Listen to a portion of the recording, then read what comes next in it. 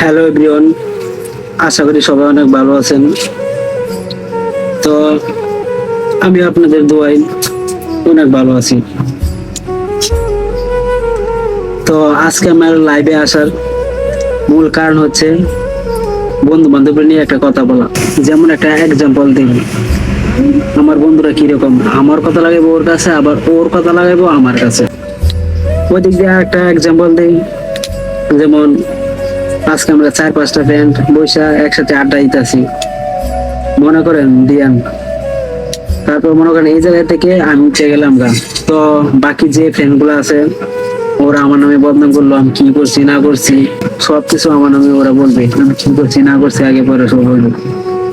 তো একদিন মনে করেন আমরা আবার 4-5টা মিলে ফ্রেন্ড একসাথে আড্ডা দিতেছি, ওই জায়গা থেকে আর একটা ফ্রেন্ড উঠে গেল গা। মনে করেন আমরা বাকি যে ফ্রেন্ড গুলো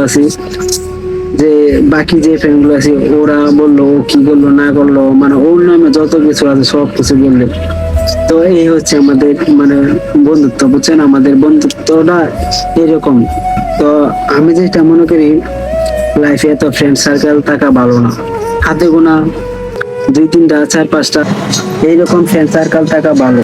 যত বেশি রাখবেন তত সমস্যা। তো এই ছিল আমার আজকের মতো মানে বন্ধু বান্ধব নিয়ে একটা ভিডিও। তো সবাই ভালো থাকবেন, সুস্থ থাকবেন। জানি না কার কাছে কিরকম ভিডিওটা হয়েছে।